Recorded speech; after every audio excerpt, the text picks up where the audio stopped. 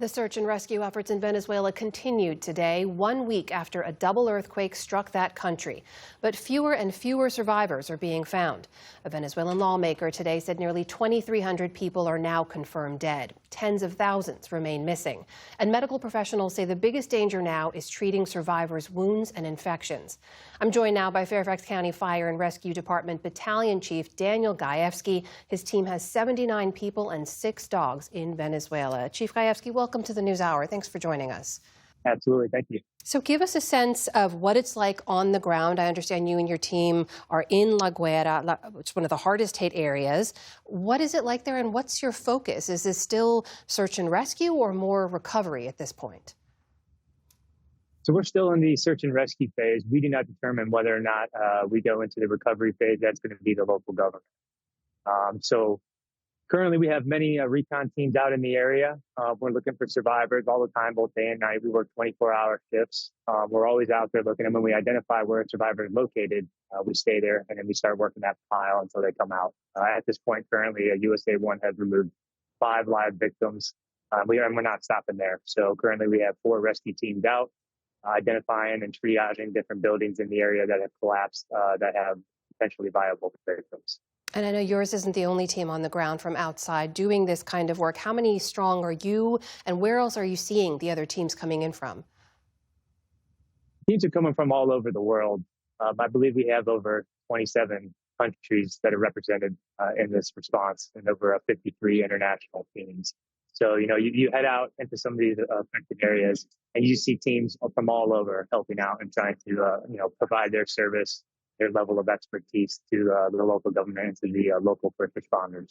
You mentioned some of the folks you've been able to save, and we have seen these incredible moments of rescues, people being pulled from the rubble, even days after the earthquakes. Does any one particular moment like that stand out to you? It does. I've been on this team since 2011, and this is what we do. And for me, I'm in my position as a task force leader. I kind of sit in the background, but seeing, the mother and child being pulled out on our first day here was extremely emotional, not only for, the guys and girls that are there doing it, but for everybody back here.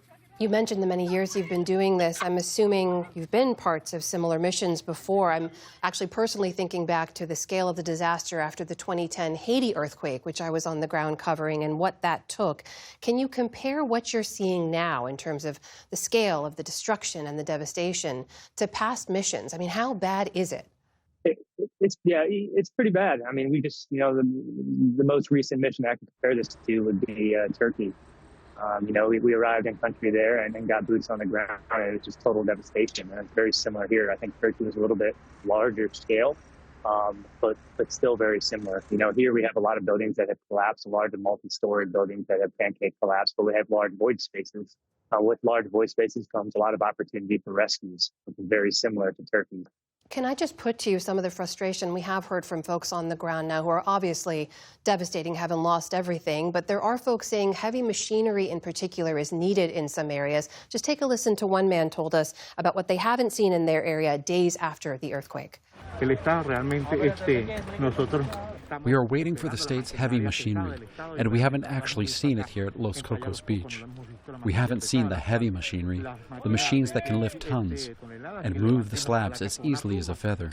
We're waiting for that as soon as possible because every minute counts for those people who are down under the rubble, waiting to be freed from it.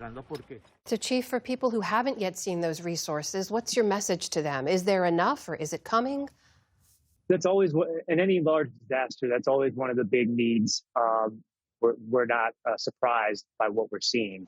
So case in point, when we see these heavy pieces of concrete and things that generally we wish we could move with heavy machinery, we know that, okay, if we don't have it, we're going to have to go through it. And we're well versed in that. We have all the correct tools that we need to do it, and we can do it fast and effectively. And that's what makes our team so special. We've seen a lot of estimates, too, that the numbers we're seeing in terms of official death count could rise significantly. Based on what you've seen, do you agree we could see that? Based on what we've seen, yes, I believe that's a possibility. That is Battalion Chief Daniel Gajewski joining us tonight from La Guaira, Venezuela. Chief Gajewski, thank you so much for your time. Absolutely. Thank you.